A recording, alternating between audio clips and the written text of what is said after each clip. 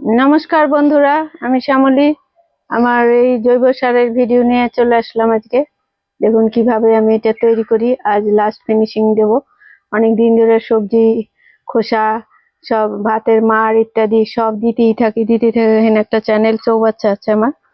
এই যে এটা ভর্তি হয়ে গেছে। এই চৌবাচ্চাটার এই যে চওড়া এইটুকু আর এই হাইট এইটুকু, 4 ফুট চওড়া, 2 ফুট চওড়া, 4 ফুট হাইট। এই যে রান্নাঘরের কিচেনে যা বেরোয় সবই এখানে ঢালি আমি রোজকার দিন। এখন পাট শাক আর এই পেঁয়াজের খোসা ঢাললাম। আর বেশিরভাগই এখন পাওয়া যায় বাঁধাকপি, ফুলকপি, ডাঁটা ঠাটা, এগুলো সবই আমার দেওয়া হয়ে গেছে, ভর্তি হয়ে গেছে।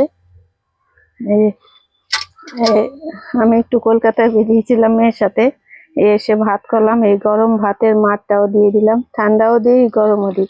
এটা দিচ্ছি যাতে তাড়াতাড়ি পাতাগুলো বসে যায়। আর দারুণ পুষ্টিকর খাবার গাছের জন্য। এটা পচে যখন ডিকম্পোস্ট হবে মিশ্রিত হয়ে ভাতের মাড় এবং সবজি। এবার এটা আমার পরিপূর্ণ হয়ে গেছে।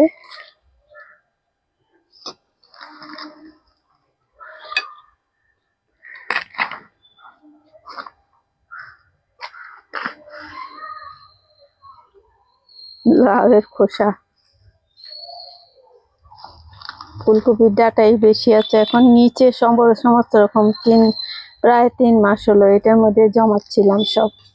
একবার করে বসে যায়, আবার দিচ্ছি। এবার আজকে আমি এটা মাটি চাপা দেবো। এই যে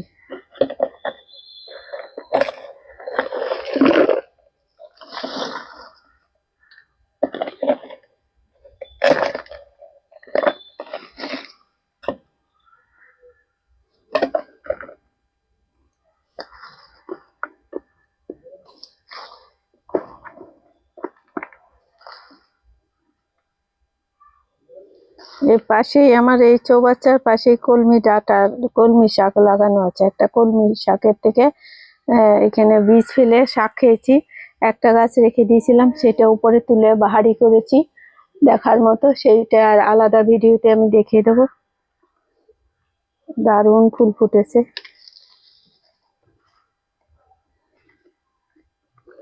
সেটা হচ্ছে এই জৈব সারের ভান্ডার পাশেই রয়েছে।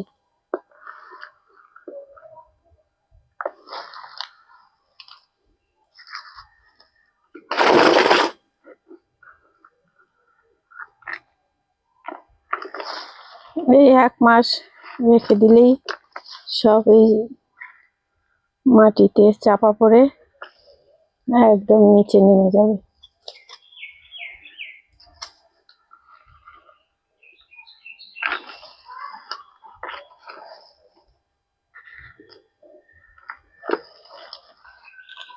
এর থেকে ভালো সার আর কিছু হয় না। ডিকম্পোস্ট হয়ে একদম ঝুরঝুরে মাটি হয়ে যাবে, মাটি আর সার মিশ্রিত হয়ে।